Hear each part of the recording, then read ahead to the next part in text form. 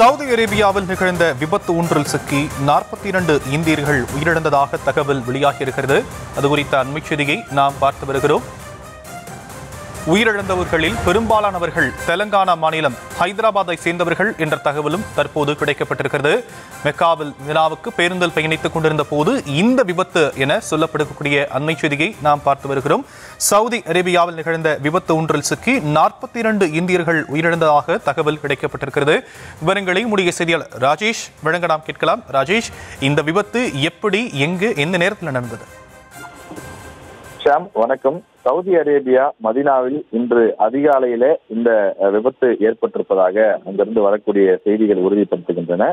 இந்திய புனித பயணிகள் சென்ற பஸ்ஸும் டீசல் லாரியும் நேருக்கு நேராக மோதி இந்த விபத்து ஏற்பட்டிருப்பதாக தகவல் வெளியாகி இருக்கிறது. இந்த 42 பேரில் 20 பேர் பெண்கள் என்றும் 11 குழந்தைகள் உட்பட பலர் இறந்திருக்கிறார்கள் என்றும் அங்கிருந்து வரக்கூடிய செய்திகள் தெரிவிக்கின்றன. இவர்களில் பெரும்பாலானவர்கள் தெலுங்கானா மாநிலத்தை சார்ந்தவர்கள், குறிப்பாக ஹைதராபாத்தில் இருந்து அவர்கள் மதீனா புறப்பட்டு சென்றவர்கள் என்றும் சொல்லப்படுகின்றது. புனித பயணம் மேற்கொண்ட அவர்கள் தங்களுடைய அந்த வழிபாட்டிற்காக சென்ற போதுதான் இந்த கோர விபத்து நடைபெற்றிருப்பதாக தகவல் வெளியாகி இருக்கிறது.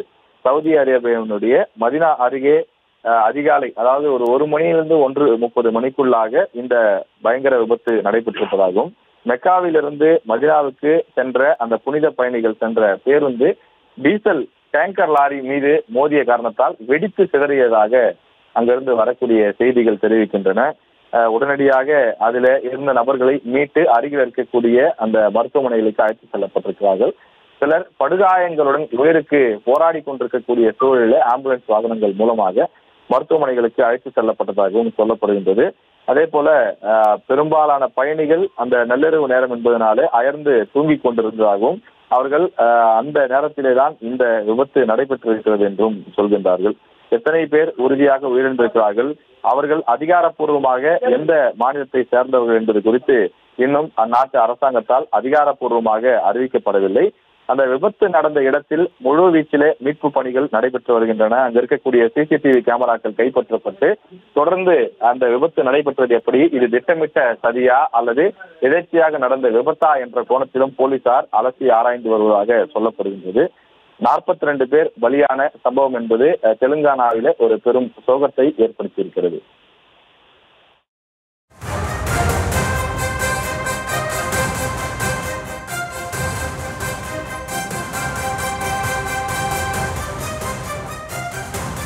தற்போதைய விவரங்களுக்கு நன்றி ராஜேஷ்.